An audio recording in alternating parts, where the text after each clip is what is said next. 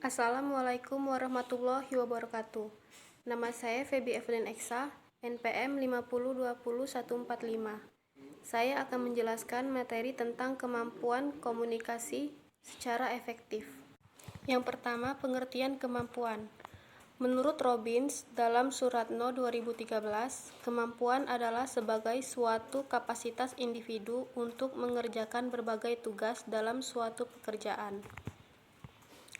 Kemampuan seseorang pada hakikatnya tersusun dari dua perangkat faktor, yaitu kemampuan intelektual dan kemampuan fisik.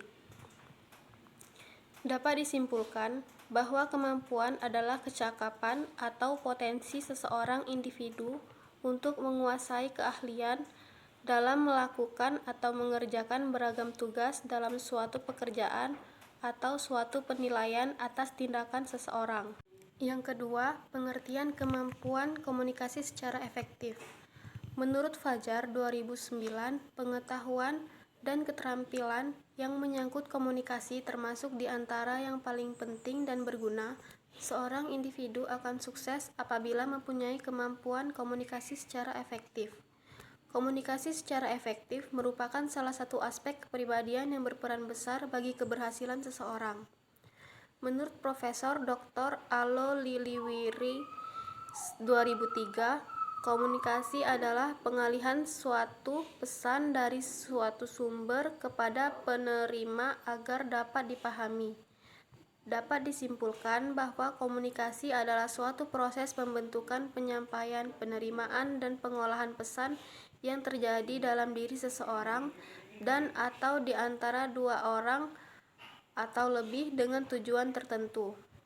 Yang ketiga, aspek kemampuan. Komunikasi secara efektif.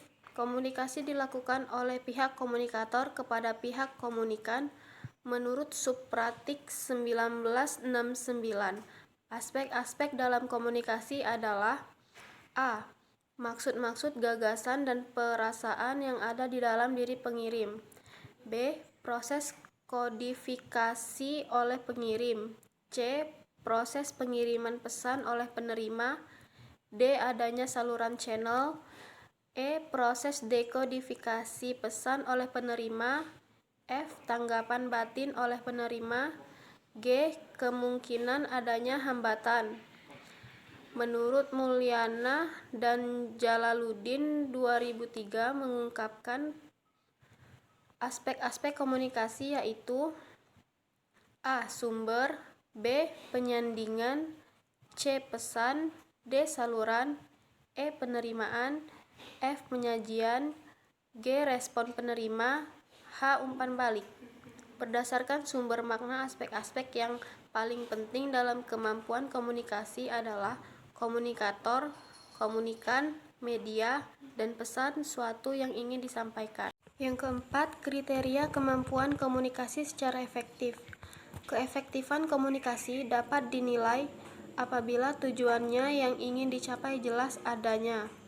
Ada 5 hal yang dapat dijadikan ukuran bagi komunikasi efektif, yaitu pemahaman, kesenangan, mempengaruhi sikap, memperbaiki hubungan, dan tindakan.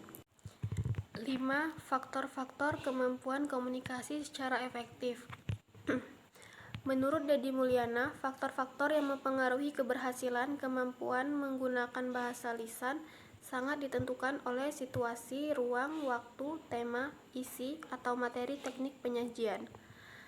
Selain itu, komunikasi dapat dipengaruhi oleh beberapa faktor yang harus diperhatikan untuk mewujudkan berbicara yang efektif, baik itu dari faktor intern maupun ekstern. 6. Strategi dalam meningkatkan kemampuan komunikasi efektif. Menurut Johnson, ada beberapa kiat kemampuan dari komunikasi yang dimaksud adalah sebagai berikut. A. Sadari mengapa keterampilan berkomunikasi ini penting. B. Memahami arti keterampilan. C. Berkomunikasi minta bantuan orang lain untuk memantau usaha kita. D. Keseluruhan latihan tersebut harus dibagi dalam bagian-bagian tertentu. E.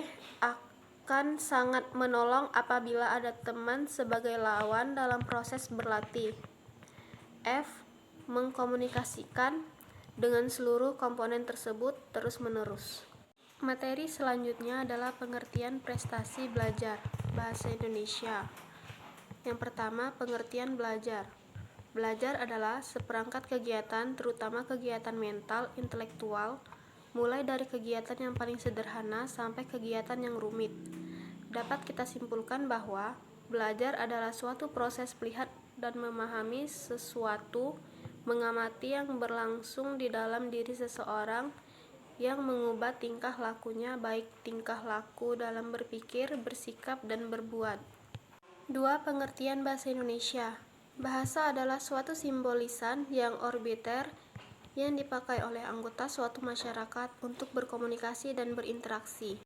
Hipotesis menurut Ronnie Counter 2005, hipotesis adalah dugaan sementara atau jawaban sementara atas permasalahan penelitian di mana memerlukan data untuk menguji kebenaran dugaan tersebut.